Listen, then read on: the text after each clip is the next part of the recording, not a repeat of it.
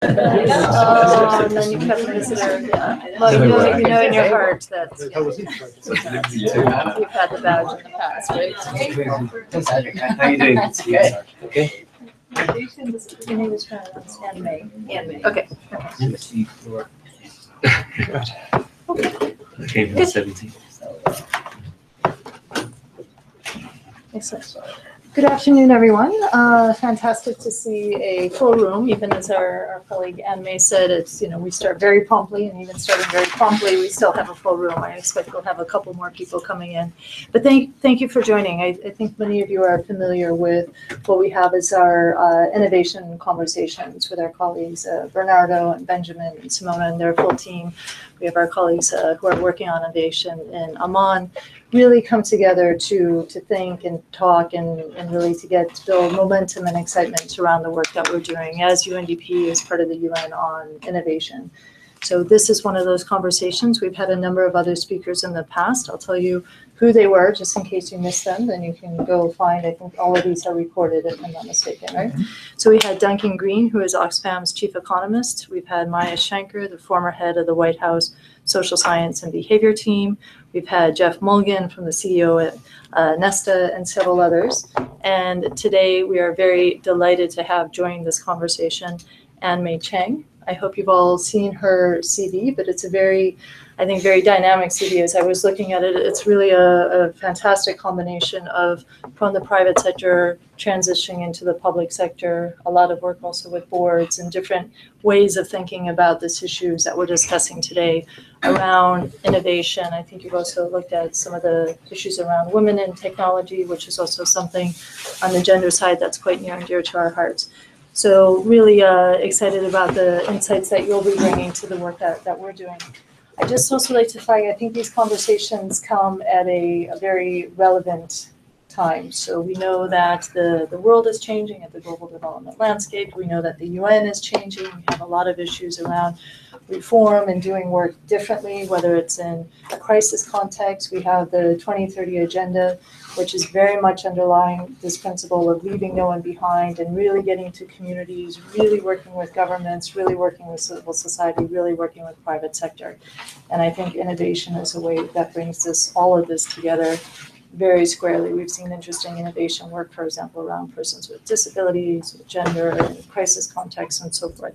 So there's a lot of momentum. As UNDP, we're very fortunate that we have funding from the government of Denmark, actually for an innovation facility, which actually enables us to work together, both to advise our colleagues at the country level, but also to provide seed funding for the work to actually test, experiment, scale up a lot of the different innovation efforts that our colleagues at the country level are putting in place together with the local, the national partners, with the private sector and with others. If I'm not mistaken, we have now 151 such projects, I think, around that, over 80 countries. Over the years, yeah. And I think one of the success indicators is actually that increasingly we have a percentage of those that's actually picked up with other funding. I think it's 1 out of every 3 actually gets other funding, and that are actually picked up by either national partners or private sector. So there's also the element of sustainability. I think one area where we're still seeing some of the challenges, and this applies not just to UNDP, I think it's to the partners that we work with on innovation, is the issue of scaling up. So it's important that we're testing these models, that we're putting in these places, but how do we actually scale these up? So I think it's a very exciting landscape. It's something that also I think is we're looking at our own strategic plan for the next 4 years. How do we support the SDGs? How do we look at our development challenges in a much more dynamic, integrated, ambitious way? I think, again, this comes to innovation. So with that backdrop, I'm very delighted that we have Anne May with her experience that can actually share her own experiences, insights, ideas that perhaps then we can bring into a conversation of how do we work on these issues of innovation around global development and the experience and perspective that you bring into that. From both those, the hats that you've had, I think both the public and the private are both very exciting for that conversation. So without further ado, let me hand to you. And I apologize up front, I'm going to have to leave shortly before 1, but we will have someone else chairing and taking the conversation going forward. Thank you so much. Thank you, Ben, for organizing all of this. I'm really thrilled to be here. Thank you all for showing up and taking time out of your day in a very busy week and time, I know, for UNDP. So I really appreciate it. I know this is an innovation conversation, but I want to back up a little bit and talk about global development writ large, because I think too often we talk about innovation as if it's something we should do for its own sake. But to me, it's a tool and an approach that can be helpful in what we're trying to achieve in global development. And what I'm seeing is that a lot of us are stepping back and rethinking our approach to global development. I think with your strategy here, I think with a lot of different pressures, and there's three drivers to this. One is certainly the SDGs. We signed up for these audacious goals. Now we're all trying to figure out how are we going to make it. And so I think that's prompting a really healthy conversation. I think there's also a number of long-running trends that are starting to accelerate, which I'll talk about a little bit. And then on top of that, there's a pressure on foreign aid, both from the US and around the world, as countries are turning inward, as economies are struggling more. And so all of these together, I think, the net result I see is that business as usual isn't going to work. We're not going to reach the SDGs just doing what we have been doing. We need to do something different. And so what I want to talk about today is just some of the trends I see and sort of what I see as the role of innovation, and maybe how do we need to change business as usual in order to step up to the challenges ahead of us. So starting with the SDGs, this is very familiar to all of you.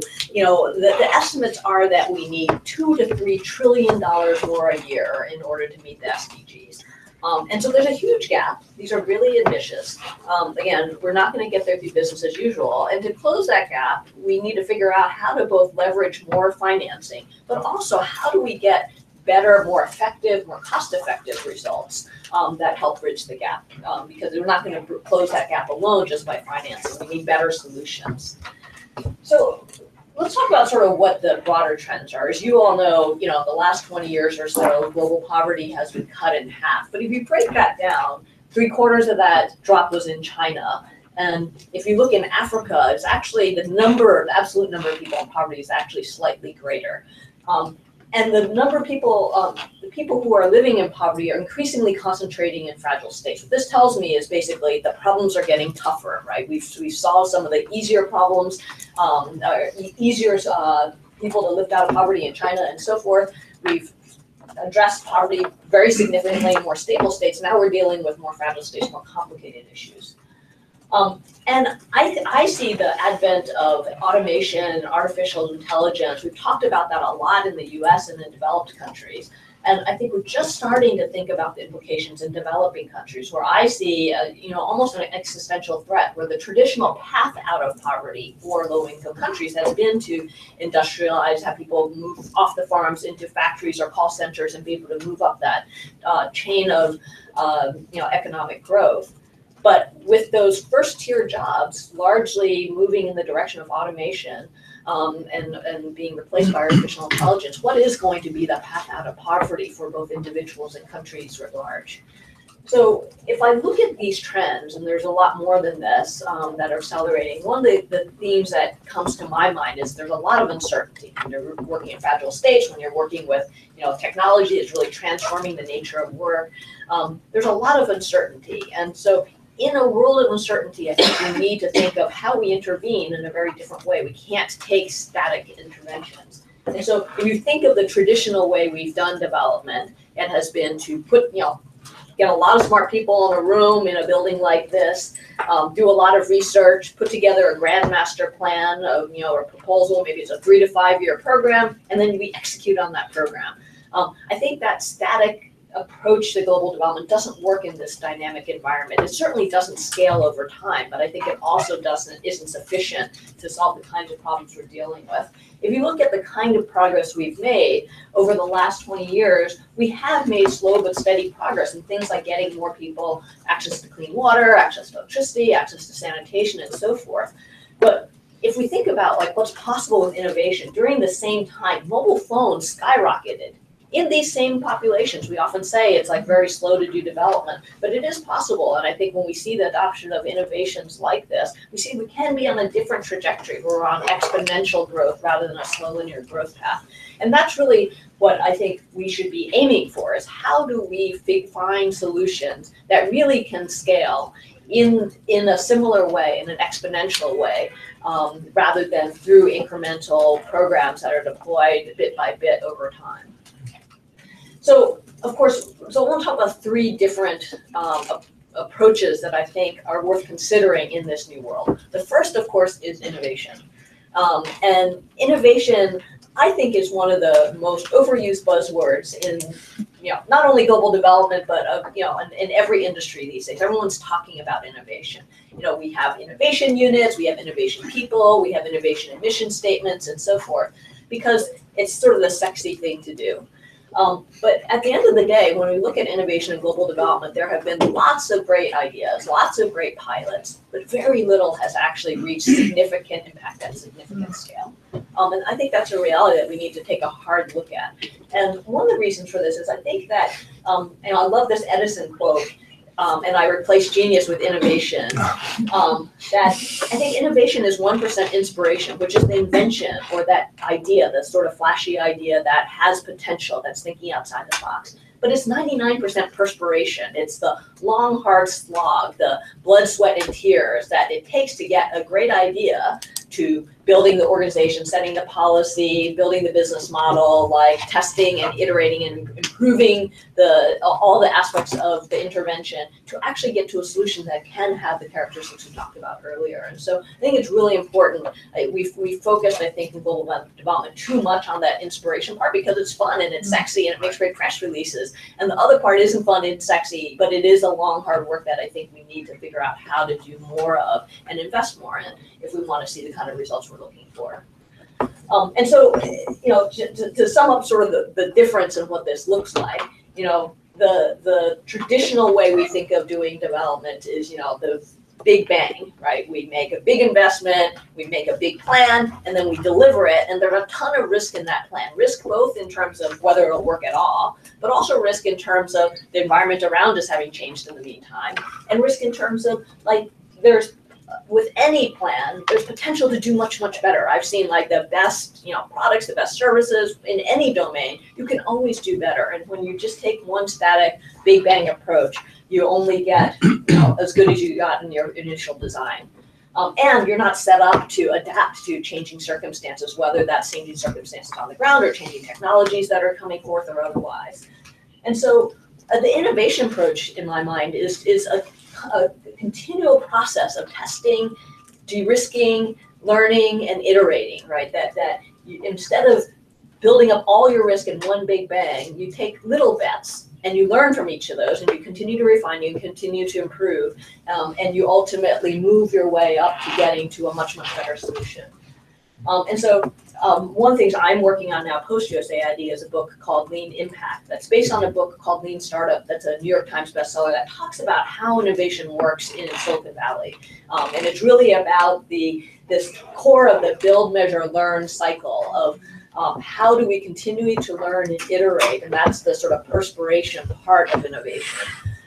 And the key here, and I think this is something we don't pay enough attention to, is the key to success in innovation is maximizing or minimizing the total time through this cycle. Like the faster you're able to drive the cycle of building something, testing if it works, learning from it, and then building something different. If that takes you a 5-year program to build something, test it, and learn from it, it's going to take you a long time to get to something that's markedly better. If you can do that in a day, you're going to have a much faster acceleration to getting to a better solution. And so I think of innovation as not, do you have a genius that's kind of come up with a brilliant idea, but do you have a system that allows you to maximize the speed at which you can iterate? And so when it comes to social innovation, I think one of the differences from the private sector is that there's 3 dimensions along which I think it's important to test, measure, and iterate. So one is certainly, common, which is value. So this is customer value, customer demand. Is what we're providing people, whether a good or a service or otherwise, something people actually want and value? will they come back? Will they tell their friends? Will they, or do we have to drag them kicking and screaming because it's something we think is good for them, but they don't necessarily value it themselves. And we see that too often in development. So maximizing the design of what we're doing and how we're framing it, so it's something that people really value, will make the slope of the curve much easier, not pushing a rock up a hill then. The second is growth, that we also need to think from the beginning about what's the driver for growth. Philanthropic dollars are unlikely to be able to get us to the scale of the need for most things. I think the one real exception is vaccines, where there's just been enough will that philanthropic dollars are making that happen. But for most other things, that's not going to happen. So what's the driver for growth? How do we test for that in the very, very beginning so that we, again, maximize and optimize whatever the driver for growth is. Is that a business model? Is it getting governments to adopt? Is it replication, which requires simplifying your solution or otherwise?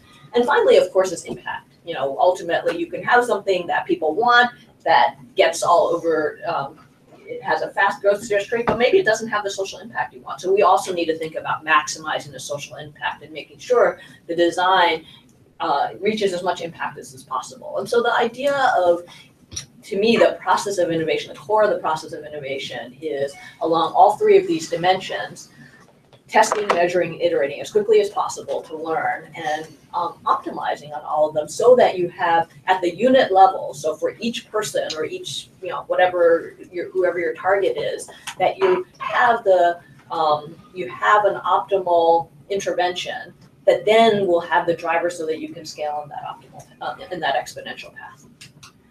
And so if I compare this to a grant program or a traditional development program, you ramp up pretty quickly in the beginning. So you've done all your planning up front, and then when somebody awards the grant or issues the RFP or whatever, you ramp up pretty quickly, you hire a bunch of people, you get all your infrastructure built, and then you start having to crank out, like I'm supposed to reach 10,000 people a year for whatever the thing it is. And you operate at that level for the duration of the grant, and then you wind down and you shut down and people go home and go do something else. And so over time, you impact a certain number of people. It's a reasonable number of people, to maybe 10,000 or 100,000 people, but it's nowhere close to the size of the need, which is usually closer to 1 billion people. You think of, even if you're reaching 1 million people, you're at 0.1% of the need often. So contrast that to the path for innovation. So the path for innovation starts much smaller. So for the first 3 years, you're probably hitting a lot fewer people than you are with a traditional grant.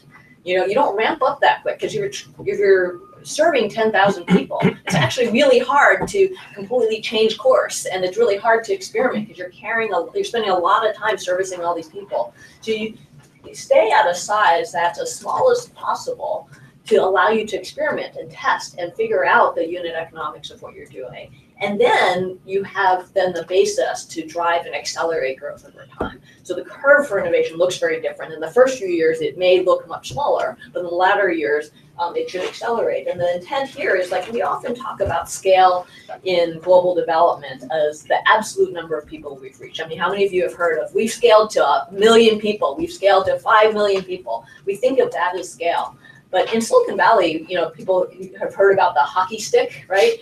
People think about scale as the slope of the curve, right? It doesn't matter if you've gotten to 5 million people if you're petering out and you can't grow anymore because now you've run out of grant funding sources, right? It matters what the slope of the curve is, what's going to continue to drive growth beyond that. And so just a few examples of the kinds of tools that I think help with innovation and some of the challenges. So one is, it's important for us to really understand users. And I'm sure most of you are familiar with human-centered design thinking approaches. The intent of that is to really understand our users and test with our users and learn with them and make sure that we're designing solutions that really fit their needs. And one of the challenges in global development is it's really important to be close to the users. And in global development, we're often coming from developed countries.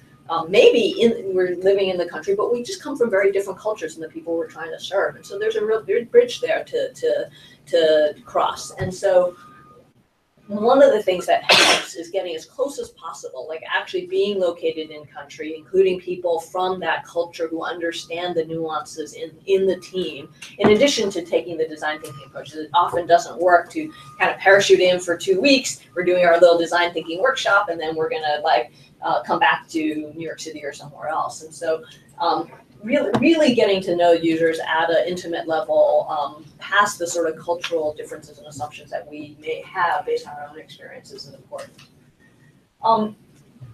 And another thing that's really important in understanding users is that we often think the best way to understand users is ask them, right? Ask, do you like this better or do you like that better? The reality is that people don't tell you the truth. They may not know the truth. And so when you're trying to understand users, it's much more important to see what their behavior is than what they hypothetically would say they would do.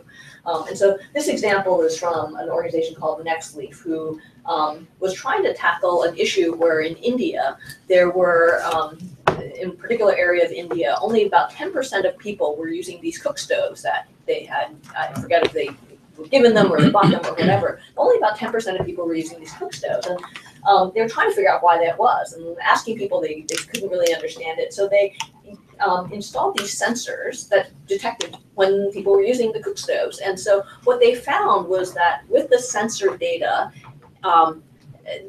wasn't sufficient to answer the question, but with the sensor data, then they had real behavioral data that they could ask much more targeted questions. And they were able through that to really understand what some of the barriers were. Like that it was awkward the way the cook stove was designed because it was top loading, and people wanted to be slide loading because of the way it was situated and things like that they didn't recognize before. And they were able to increase adoption of cook stoves to almost 100% in the area that they were testing in. This is from a program you guys have done in Moldova, where one of the tools is also around behavioral insights that understand, I guess in Moldova, there's been an issue where people weren't adhering to TB treatments. And so working with UNDP, working with the government of Moldova, we're able to determine that one of the big barriers was people had to go into the clinics to be observed by a doctor or nurse taking their pills. And that was a big barrier for people to have to travel in to do this. And so they came up with a new intervention, which was to allow people to be able to take their pills via Skype by, video conferencing with their doctor and be able to be observed taking the pill. And that increased the adherence rates from 40% to 80%. And so it's a great example, I think, here at UNDP of how you're using this for understanding of users. Another thing that's really important is how do you drive these feedback loops? And this is an example from ARC, and a lot of times digital tools can help us drive feedback loops. So they don't have to be complicated. So at ARC initially what they did, they were installing these water points in refugee camps in Uganda. And what they wanted to know was, were these water points being used? Were they working for people? Were people happy with them? So they started out just by having a person hold a smartphone standing in front of the water point, and people could put, happy, sad face to say whether they were happy, right? And so very simple data collection, not very complicated technology. They eventually came up with this box and stuff. But just starting out with that, they discovered all sorts of things they didn't know before. They discovered that in certain places where they thought everything was going fine, people really thought the location of the water point was inconvenient. They discovered another place that was going really well. One day it stopped going well, that it was because there was someone there who was actually blocking access to the water point and only letting the pretty girls in. And so, and so people would report that they weren't very happy because they were having to stand in line. They weren't getting allowed to access the water. And so that kind of feedback loop helps you see kind of what's actually the behavior that's transpiring and gives you visibility into what's working or not. One of the key things in supporting innovation, I think one of the biggest barriers to innovation is how grant funding works. And so I think the UNDP both gets grants and gives out grants in different modes, right? And I think one of the things that we've experimented at USAID at the lab with development innovation ventures and the Global Innovation Fund that was spun out and through our grant challenges is a tiered funding model that is modeled sort of after venture capital, which is really a modality that came about, funding mechanism that came about to fund innovation. And the idea here is that we provide seed financing. A stage 1 grant from DIV is about $100,000. And that allows us to place lots of bets because of a small amount of money. We can take fairly high risk and expect only like 1 out of 10 of them to pan out. If we were doing a $10 million grant, we couldn't take those kind of risks. And so by putting out much smaller grants, it allows us to take much more risks, to award grants that are much more uncertain. And if they don't pan out, we've only lost $100,000, which is even to Congress, like sort of something that people are okay with. But it allows us then to find the real winners and then have a stage 2 and give them $1 million, and stage 3 where we give them $5 million. And I think this is one of the keys to innovation is funding. The way you're funded and the way you fund others is really critical in enabling innovation, because you give people a lot of money and a lot of immediate deliverables. They're really focused on meeting those deliverables, and there's not a lot of room to experiment, and you don't have a lot of appetite for risk. So looking at different kind of tiered funding models that are milestone gated or otherwise, I think is one mechanism that can really help enable innovation. So the second area I want to talk about is being catalytic, and this is where it comes to like, how do we get to scale? So on the innovation side, we have better solutions that we are able to identify. We also need to, as I talked about in the beginning, thinking about the drivers for growth, think about how do we as development actors catalyze much greater and much more sustainable funding streams. And there's a bunch of different ways we can do this. If we look at, this is more a graph of US foreign aid, but if you look at foreign aid, it's been relatively flat, and if anything, I think it will decline over time. But if you look at it in perspective with what's happening in the private sector and with local investment by governments through domestic resource mobilization and domestic taxes, foreign aid and philanthropic dollars have become a smaller and smaller part of the pie. There's no way we're going to meet the SDGs just through philanthropic dollars or foreign aid dollars. And so when you look at this in perspective, the only rational solution in my mind is you need to figure out how to use that tiny bit of foreign aid dollars to catalyze better usage of the rest of the money, because we're not going to be able to fund solutions that way. And so, so part of the innovation process is really looking at what are the, how do we test to make sure that we have drivers for growth that will bring in other streams of recurring funding that make it sustainable and then therefore scalable. So just a few examples of that. The most obvious way for doing this is a market-driven model, right? Where you get revenues from your users, and this is like the private sector. You get revenues from your users, you're able to plow it back into supporting your business and continue to grow that way.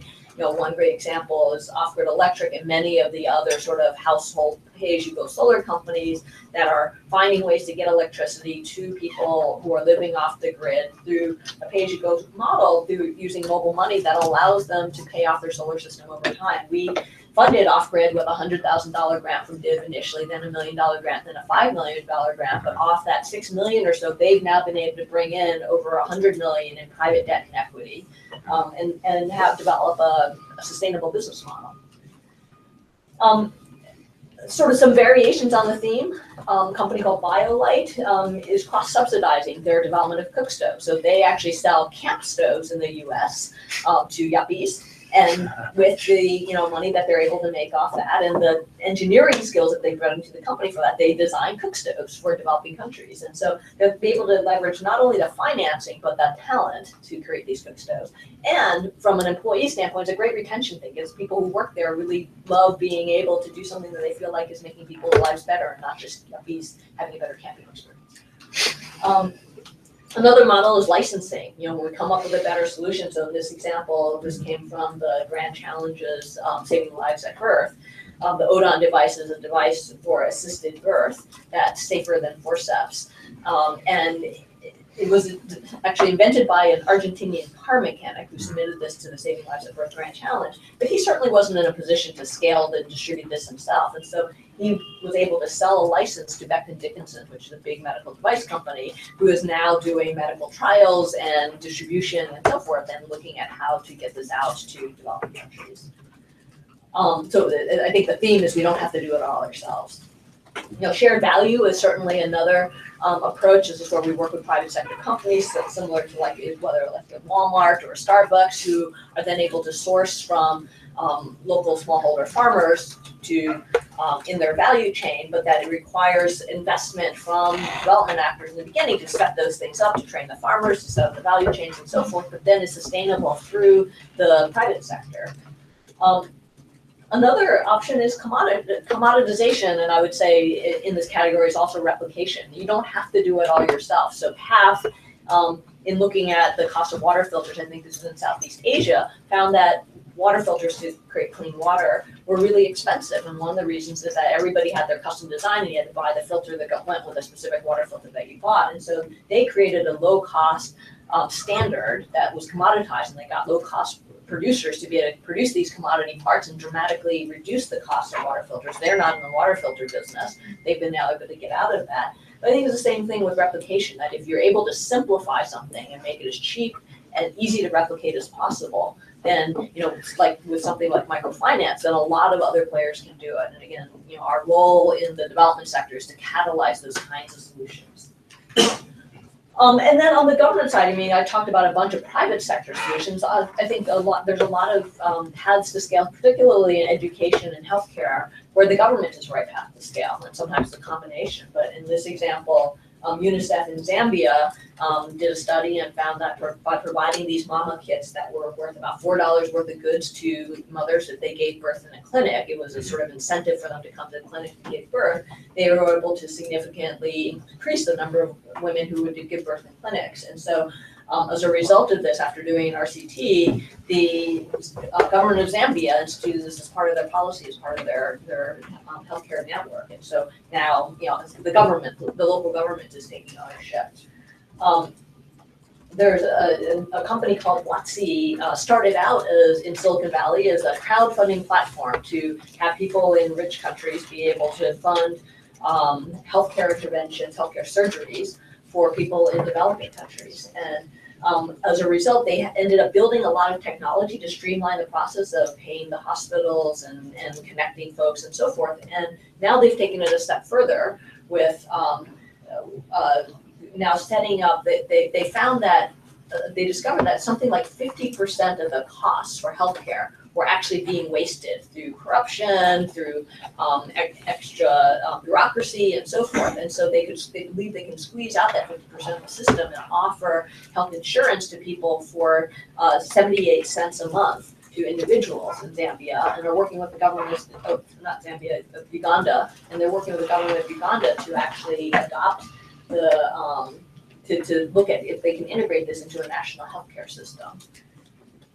In Liberia, you guys may have heard about the Liberia Partnership, what's it called? The Partnership for, I can't remember the Partnership Schools for Liberia. The Liberia government recognized that they weren't getting the outcomes they needed from their public school system. And one year they found that I think none of the graduates from high school were able to pass the exam to get into college, right? And so they're like sort of recognized, and I think to credit to the government of Liberia, I think other governments are looking to this example that their public school system wasn't working for them.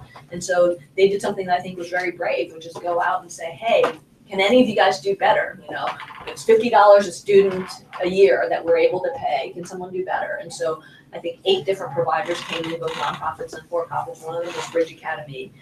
That's a for-profit provider that has gone in. They took over 43 schools, and the recent evaluation that just came out like last week showed that they were able to double the educational outcomes. They were actually able to get a full extra year of educational progress in versus the public schools with their approach. And so the idea of the government's coming in and looking to other providers to deliver better results for the same money is another way that we can kind of drive innovation and scale.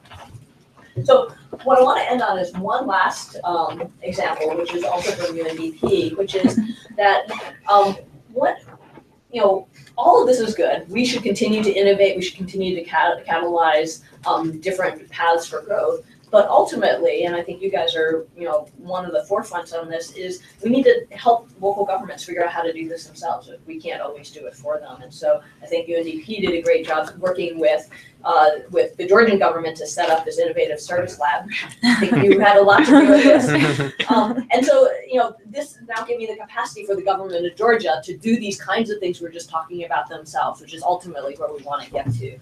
And I know one example you know much better than me is that that through this lab, they were looking at issues around helping people who are hearing disabled get access to emergency services. And something that had been stuck for a year, not making much headway. In 3 days, they were able to come up with some new solutions using SMS and Skype to enable these hearing disabled people to access emergency services and be able to roll something out. And so it's great to see when local governments now are starting to do this, as well as us coming in and sort of offering it. And so I think this is ultimately where we all want to get to.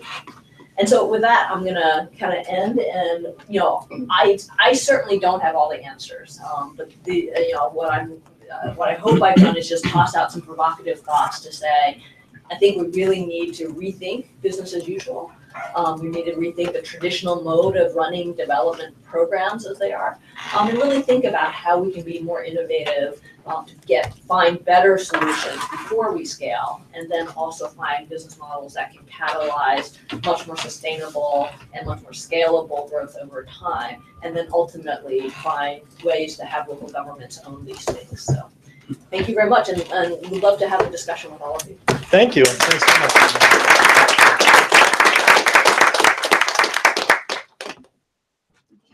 Thank you very much, an interesting discussion that resonates very well with a much broader conversation in the organization as we are preparing a 4-year strategic plan. So you started by saying that that's the classical model in which we come together and put together a series of objectives, and then we allocate all resources, all efforts towards implementing them.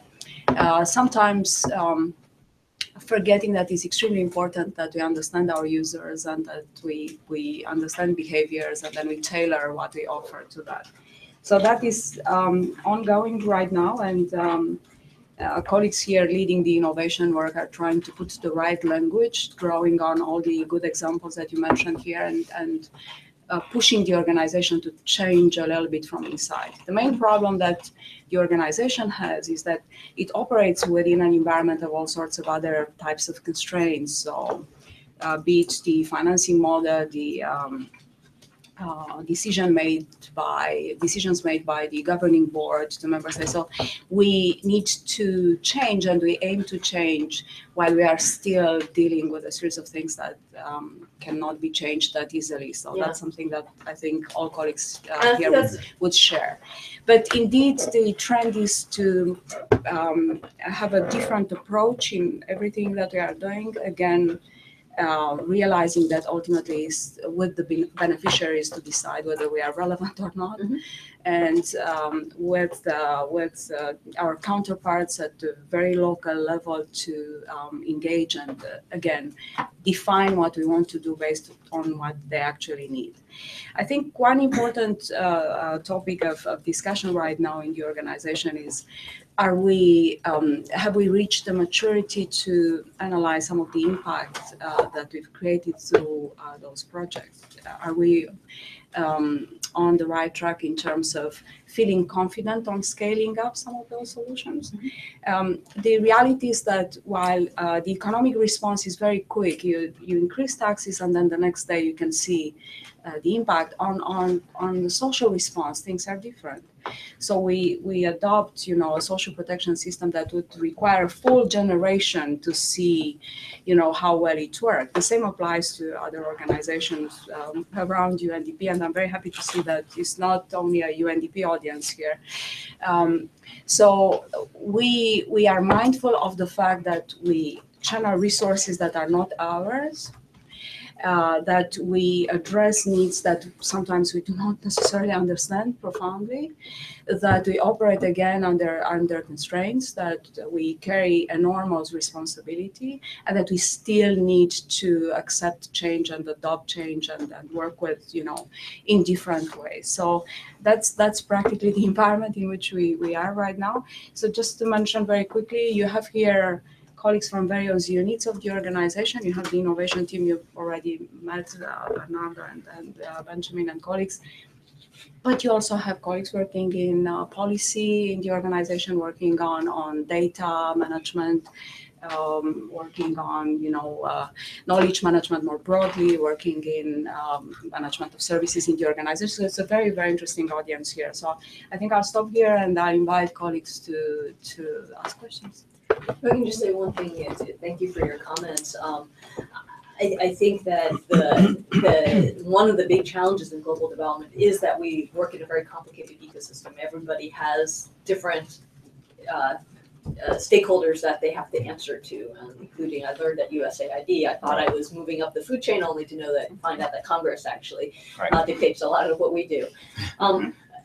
And what I think is really important is I really try to promote not innovation, but impact and scale, right? And one of my favorite quotes is from a colleague of mine at Canadian Grand Challenges is that innovation is a path and impact is the destination.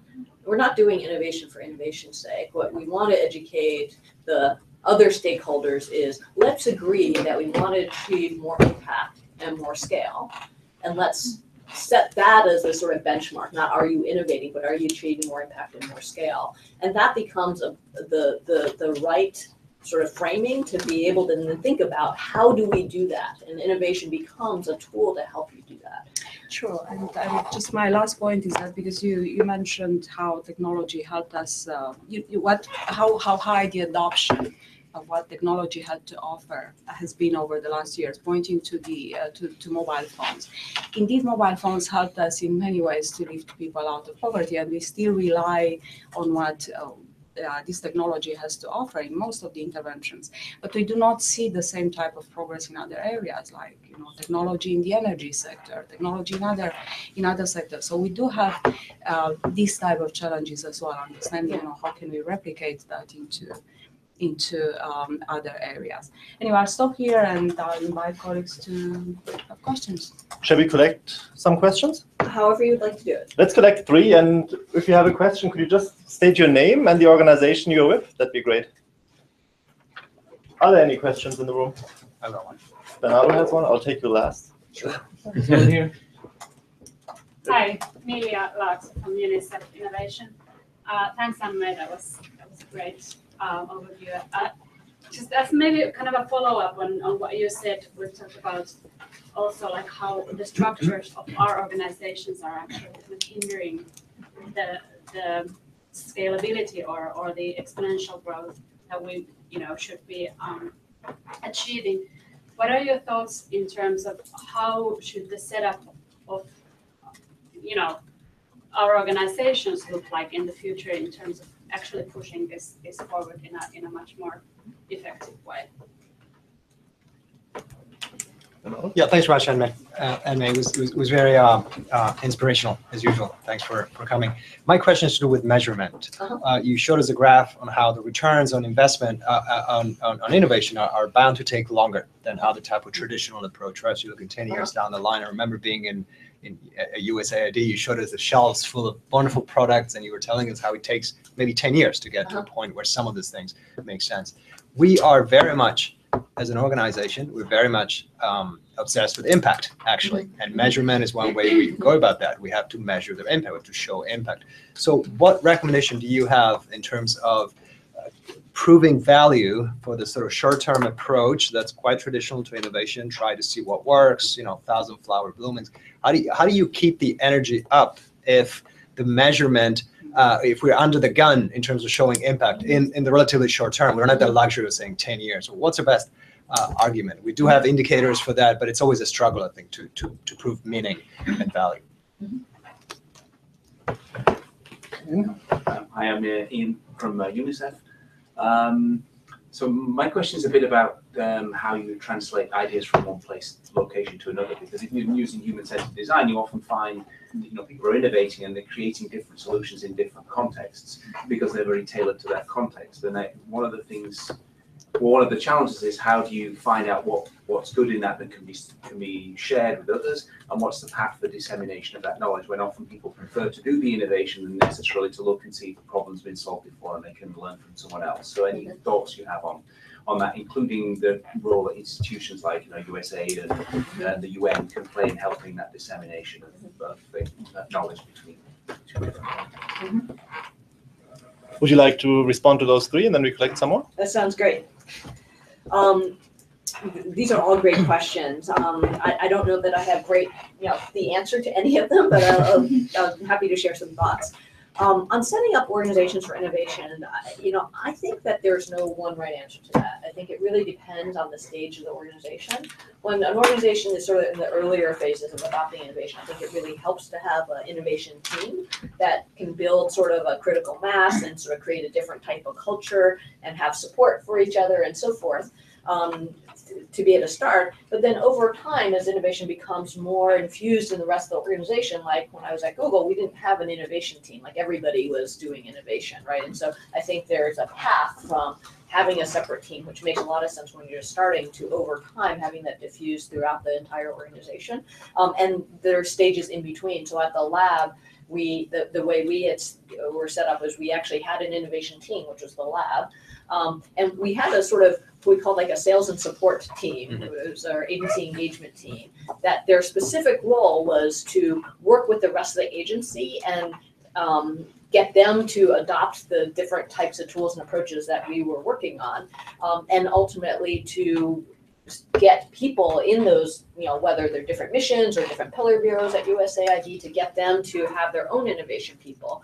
And our vision over time was that for each of these organizations to then have their innovation person or team, and then over time, then everybody would, be doing it, and that would probably take a long period of time. But I think it is a gradual process depending on where we're at. The question about measuring impact and sort of being under the gun to achieve impact. I mean, I think this is one of the biggest challenges of innovating in the social sector versus like in Silicon Valley. It's very easy to measure e-commerce purchases. Right. You can do that, every minute of every day. It's much harder to measure impact. That said, I think that I would say a few things. So one is that one of the things I think to measure before impact is learning. Like, so how quickly are we learning? Okay. And what are the things we're learning that can make something dramatically better than what it was before? And again, I would really look to those three dimensions. Often it's easier to learn more quickly around user value and user demand. That's something that's pretty quick to assess. It's also often quicker to assess your growth model, like are people willing to pay this much for it? Is the government willing to use this in their programs and stuff? Impact is probably the hardest one to measure, although I think we often make it much harder than it needs to be. Because yes, many things that we do, we won't see for maybe generations for sure what's happened. But if we're shooting that much in the dark, how likely is it that we get it right today, that like 40 years from now, we're going to have the right answer if we don't measure anything? So I think what we need to do is get more comfortable with imperfect measures that are interim measures, right? And so if we have a theory of change, we may have proof from other things people have done that say, hey, these, if this happens, this is likely to happen. So let's see if the, B happens, and then likely C will happen. To be able to like test things along the results chain, and be able to, and test the things that are most uncertain along the results chain, and rely on other evidence that's out there. I think the other thing is we sometimes, our RCTs are certainly the gold standard of evidence. But what I found in talking to a lot of people is that we often run RCTs that are more rigorous than we need to for decision making, because we often get academics to run RCTs, and what academics' motivations are to do is to create new knowledge that no one has discovered before, and they can write a paper and get a PhD or get promoted or get tenure or something like that, right? And so there's organizations, one that I really like in San Francisco is called ID Insight, that's really looking at ways to run much leaner RCTs, like on the order of like 3 months. Okay. That is not as rigorous, but gets you more data much more quickly to be able to make decisions. Because again, it's the speed of the cycle time that is really gonna be the biggest determinant of your success in innovation. And so if you can get something that's 80% accurate in 3 months versus one that's 100% accurate in 3 years, I'd take the 80% at least first. Eventually you might want to run the 3-year version, but then you can learn something and fix it and improve it before you run the 3-year version.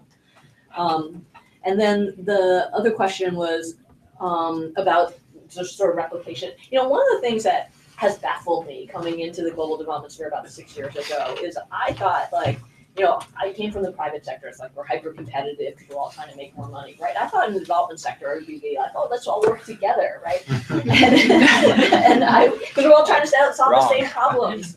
And I've been surprised at how much there's like people are so proprietary and competitive about what they're doing. I just think it doesn't make any sense to me that the social sector is that way. And I think it's a shame because too often, like, when we talk about innovation, too often, like, things that win innovation contests are the 10th thing that has tried the same thing. And, even in the same country, you guys have probably heard of the whole Uganda M-Health debacle, right? Where the government of Uganda, like, I don't know, 10 years ago, said there's so many M-Health pilots here, it's like swamping our system. We can't deal anymore. We're calling a moratorium. Like, they call it official moratorium because there's just like too many people doing the same things over and over again. And so I do think that we need to like put our egos and organizational interests in check a bit and really think about what's right for the people we're trying to serve. And I think a lot of times that is replicating, at least in part, something that has been done before and building on top of that.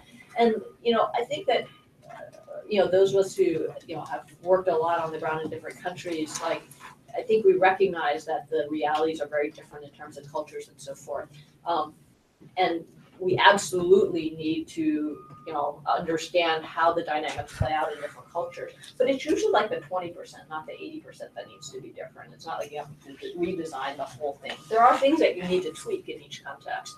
But I think being able to take the 80% of what's worked elsewhere and bring it to a different context and figure out the 20% that you need to change and make it work there is a better approach than starting from scratch. Thanks. We do another round. Are there other questions? One question. 2 here, 3. So, Owen, please. Okay, thank you. Thank you for coming today. It's been a superb presentation. My name is Owen. I work at the Bureau for Management Services here at UNDP. Just a quick question about the experimental phase, because in order to implement the experimental phase, we need to have agility in our management. We need to be agile and have the ability to change. So I wondered, in your experience at USAID or at Mercy Corps, if you've, how this looks, the agility of the management of our resources, but also how you encouraged it within the organizations you were with and in the implementing partners that you had. And really quickly, just following on from Bernardo's question, because it was fantastic to hear about the efficiency of data collection and RCTs and all that. One very quick question. Have you ever had an example where not enough data was collected, so it went wrong?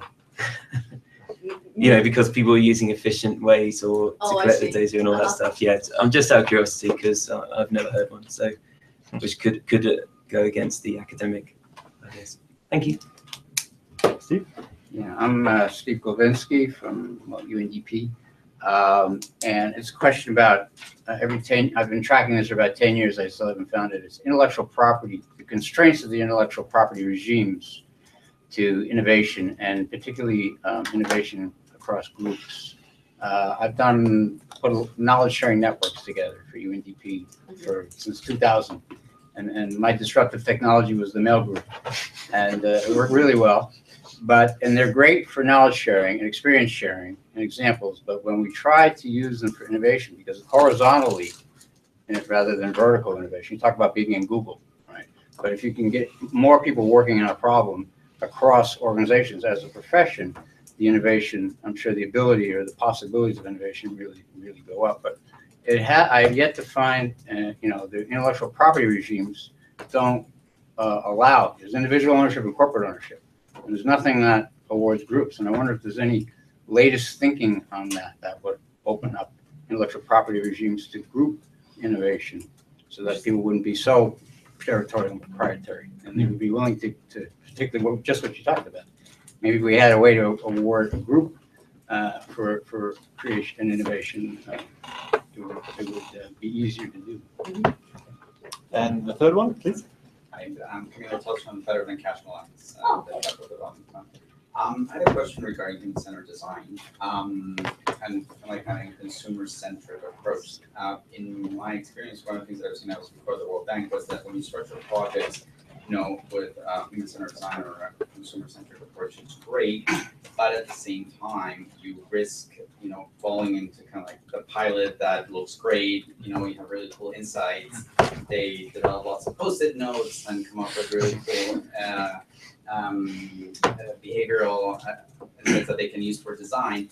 But then how do you institutionalize that in an organization so it goes beyond that project? Because part of that is actually not just thinking about that specific intervention, but thinking long term, how does the institution become like a consumer-centric, institution? So wondering if you have any thoughts on that. Great. Those are Okay. three. Hopefully I got these all down. Great questions again. So, agility in an organization is a tough one, like especially when we work in large bureaucratic institutions like the UN and the US government. I think probably two of the most legendary ones. Well. And, I think it ultimately comes down to incentives. So I pay a lot of attention to incentives because I think people generally rationally behave according to the incentives that are offered them. So I think we need to do a little like human-centered design within our own organizations and say, what are people incentivized by? And at USAID, like really foreign service officers are incentivized by the size of the amounts of grants they're giving out and managing. And so they optimize for that, right? Yeah. And so if that's what you're going to incentivize people on, that's what their behavior is going to be, right? And so I think the core, it's really hard. You can only get sort of the early adopters to go against incentives, but if you're going to get the mainstream, you have to get the incentives aligned to it. And so, we were working on doing that both within USAID, but then outside USAID, the incentives are how do we issue out grants, right? When we issue out grants, the incentives are that you hit all the compliance metrics, and then you hit all the outputs that's just why you have to train the 10,000 farmers or whatever the thing is, right? And so, of course, that's what people do. And so one of the things that USAID we did was work on some of the procurement mechanisms, or what do you call it? Like the ADS is our, I don't even know what it stands for. It's our guidance for how you're supposed to run programs. But we, in the major revision that was done at the agency, we were able to work with the Policy Bureau to include language on adaptive management so that it's actually integrated throughout. And right now it's sort of more permission as opposed to requirement to do it, but it's a step in that direction because before it just wasn't really, it was really a pain to do, it was, we had a lot of impediments to you doing, to using adaptive management. So now there's more mechanisms to encourage it. I'd love to see that go further. And I'm a big fan ultimately of looking at pay for performance, pay for outcomes kinds of mechanisms or incentives, whether it's bonuses or otherwise, to get people to set, again, align the incentives to doing that. Yeah. I can't think of an example right now about where I actually can think of an example, but I can't remember the specifics of the example. A lot of times when the data you collect turns out wrong is what I've seen is it changes when you scale things. So the behavior when you're at a smaller size changes. So it's not necessarily that the data is wrong for your sample size, but when you get to a larger sample size, the dynamics change because of other effects that you aren't capturing at the lower level. I think it's still worth doing at the smaller level before you go to the bigger level, but I think it's something to also recognize that at each tier up, you're going to learn new things that may contradict what you learned earlier. The question about the IP question, what coming from the tech sector, what we've used the most there is, the sort of notion of open source and trying to apply that more broadly to innovation projects. I know that, the principles for digital development that came initially out of UNICEF really talk about trying to open source on the technology side. I think it's also something we should look at more broadly, like with the path example about water filters, like, can we open source more of what we're doing and just make that part of the ethic of working in the social sector? You know, I know some funders sort of insist on open sourcing if they fund a particular technology that's being developed, and I really feel like when we're doing stuff in the public good, that's the way to go. I'm sure there's other mechanisms that are out there. So, you know, human-centered design, I agree that, you know, I think human-centered design has historically focused very much on that, you know, the inspiration piece of rather than the perspiration piece. And, you know, I've been actually in conversation with IDEO, which is one of the forerunners in human-centered design, and they've actually been changing the model. So IDEO.org used to do these sort of 6 to 12-week engagements. You know, really the ideation post-its come up with a great idea, and then they get out and do the next one. But they're now doing longer-term engagements with a smaller number of organizations, because I think that they found that that doesn't always kind of continue to propagate. And I think that it's a ongoing process. It's not a one-time thing. Again, it's so much easier and more tractable to think about the one-time like ideation session with all the post-its and get everyone in a room. And nothing against that. I absolutely think we should do it, but I also think we should recognize that it's an ongoing thing, and that we need to keep doing that like the next month and the next month and the next month, because we're going to continue to learn things, we're going to continue to adapt what we're doing. And you know, and that's why, you know, I've sort of developed this model of the sort of 3 dimensions.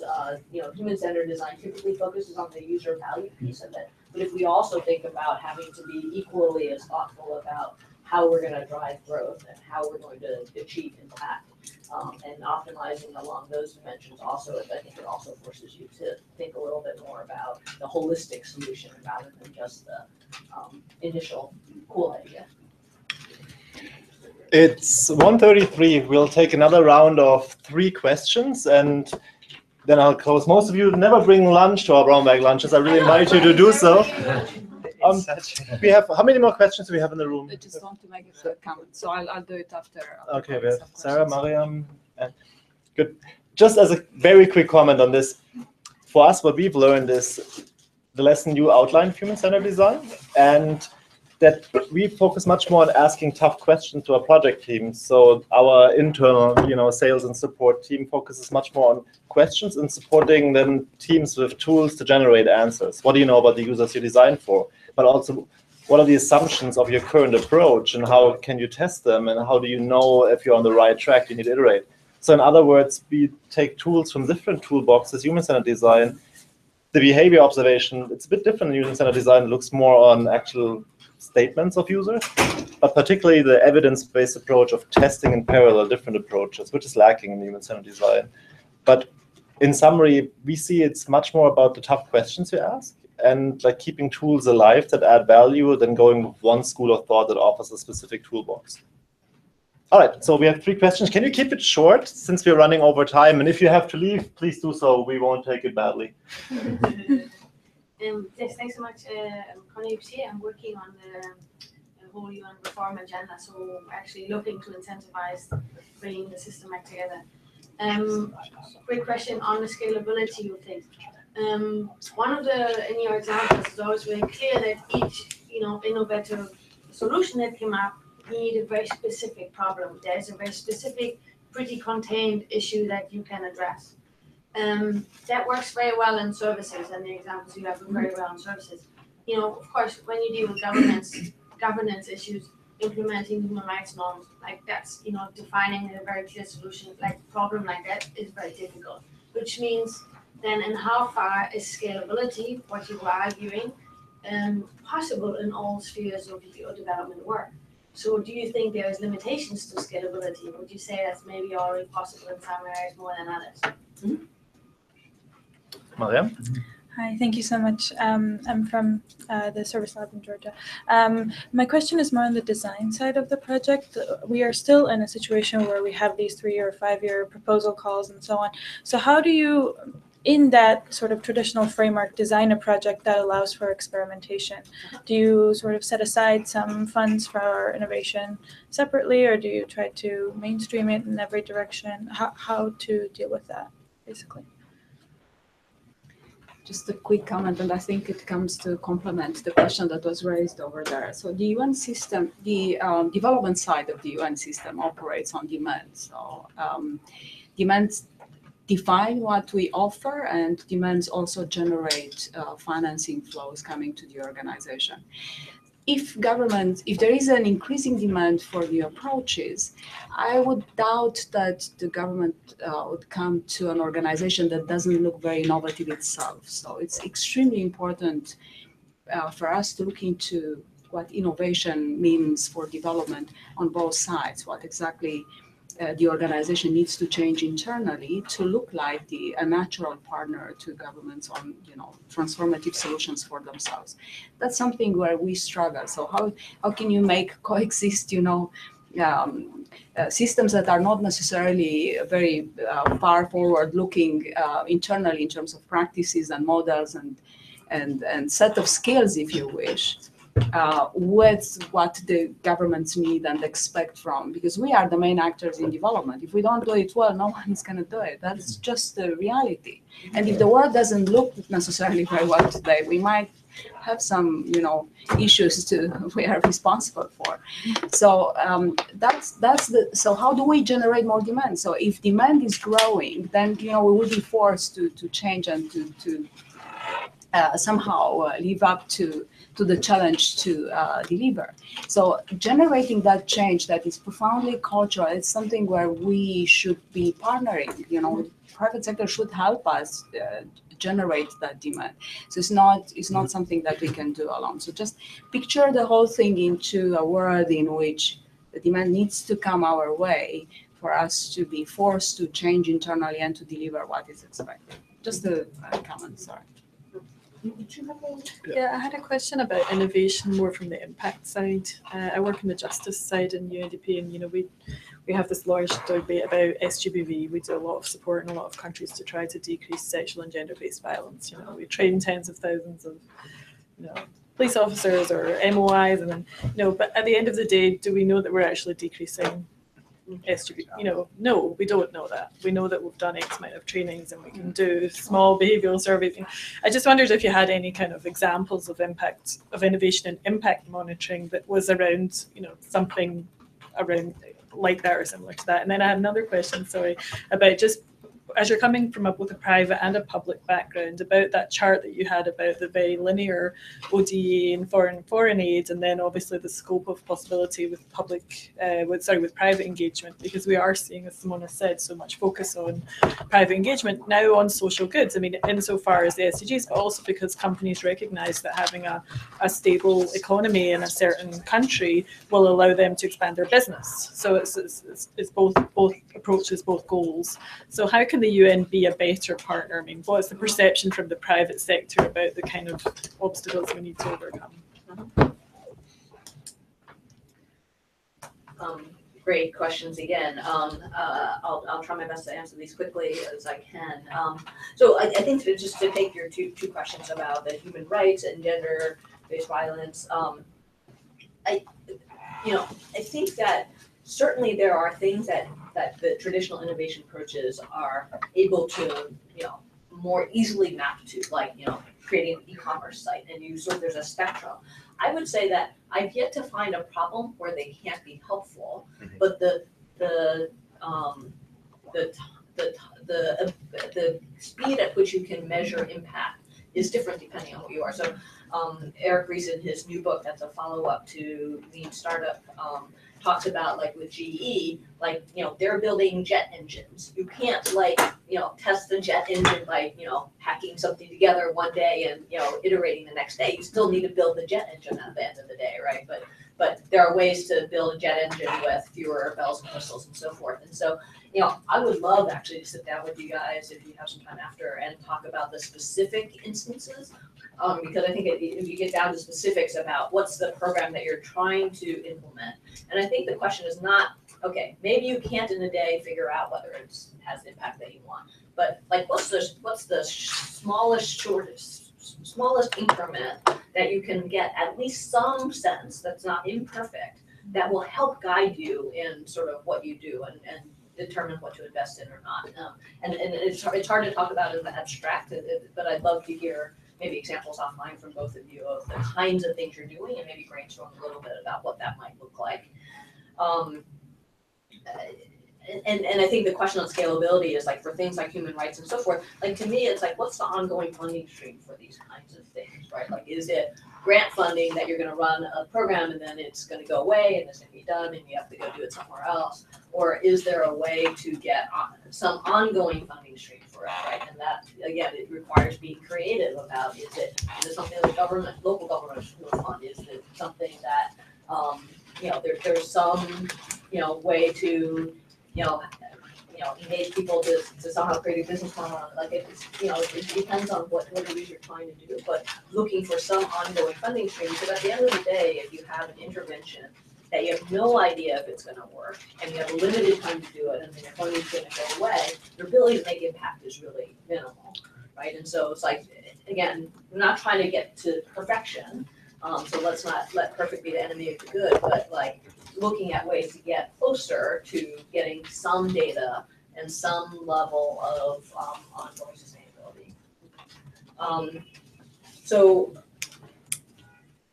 designing for experimentation, that's a great question.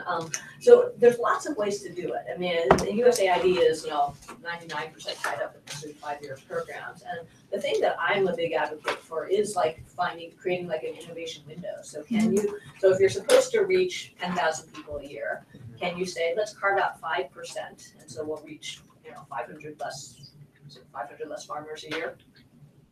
So let's reach 500 less people a year by carving out 5%. That's not a huge dent in the overall impact you're gonna have. But let's use that 5% to say, hey, could we with that 5% come up with a solution that either creates much better results for those other 95% or reduce costs significantly, because maybe we're doing 12 interventions and you only need 9 of them to have the same impact. That ultimately will let you achieve greater impact, right? So the idea of carving out some window like that would be to overall achieve greater impact by leaving some space to not just rigidly implement the program that you initially designed, but look for better ways to do it. And I think there's a bunch of other things, like I said, looking at paying for outcomes is something that, as much as possible, is having a it doesn't have to be a whole pay for outcomes program. It can be a reward or something, like a bonus at the end if you achieve better outcomes than expected. Yeah, and the cultural change piece is certainly tough, right? And like I said, I think that rather than focusing on the culture of innovation, focusing on the culture of impact is what I think in scale is what I really think is an easier sell for people. You don't have to convince people about impact. You sort of have to convince some people about innovation because some people are skeptical, but nobody's skeptical about creating greater impact. And so I feel like that's a good starting point. And if you as a culture are measuring people and pushing people to achieve greater impact and raising the bar year after year. So in Silicon Valley, we have Moore's Law, where every 2 years the capacity of chips doubles, right? And so they're always raising the bar. Like what's good enough this year is not good enough 2 years from now. So there's a way to raise the bar. The only way to get there is for people to innovate, right? And so if you start focusing on how do we continue to push for greater impact, I think that's something that your stakeholders, I'm guessing, will recognize and appreciate and value, and then they might look under the hood and say, how are they doing this? How are they getting this better impact than other folks are getting? While you continue to look more and more like the right partner to do that. Yeah. Because that's the thing. Nobody would suspect that people in Silicon Valley would not know what to do if there was something pertaining to change and transformative ways. But they would have doubts that the UN agency would be able to do that. So that's the thing. It's a matter of building that credibility while and it doesn't happen overnight, right? And I think it's starting to look at different programs and starting that's to why set your colleagues own. have tried. So that's why it's so amazing that we managed to achieve that. Yeah. So. Yeah, and that starts building that track record.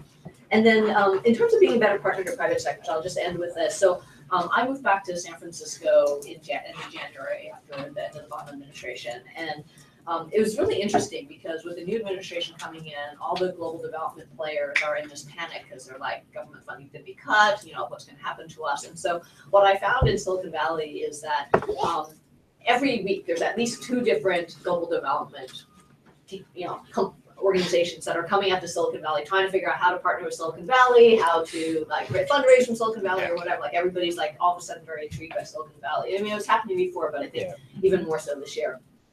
And what I see, and I sat in some of these meetings, is that there's this cultural disconnect. It's almost like, in a UN meeting where you don't have translators, right? Like the two people are talking different languages and not understanding each other. And I've sit in these rooms and like this person's saying this and this person's clearly hearing something completely different, and this person says and this person's clearly hearing something completely different. And it's a big challenge because I think the sectors speak very different languages and have very different perspectives. So in the Silicon Valley sense, what I see is the development people are generally coming in saying, hey, you guys are tech people, so help us build the tech aspect of our traditional 3 to 5 year program. And the Silicon Valley's like, what? Like, why would we want to do that? Silicon Valley's, focus is less on the technology, but more on like, how do we like change the whole system? Like, so we don't have 3 to 5 year programs anymore, or how do we, make this really scalable? And like the two sides just aren't talking to each other, right?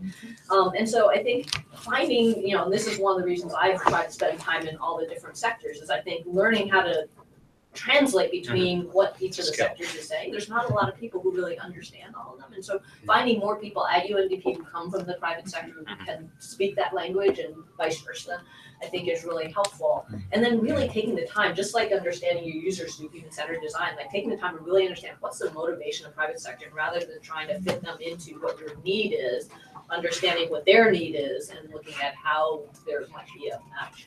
And I think that's not an easy thing to do because the organizations have very, very different goals, but I think there absolutely are overlaps that can be found. Thank you so much, Anne-May. To conclude, if you'd like to read more about insights on scaling, measuring impact of innovation, together with USAID and other partners within the International Development Innovation Alliance, we produced 2 think pieces. If you're interested in getting the link, talk to Bernardo and I. That's something we recommend. Also, the book of Eric Ries, Lean Startup, and we look very much forward to your book, Anne-May. This was highly inspirational. We had colleagues from UN Women here, UNICEF, from Global Pulse, Bright Front Group, and maybe other organizations that I don't know. But a big thanks to everyone for coming, and a big thanks to you, Anne-May. It was a big pleasure. Thank you. Thank you.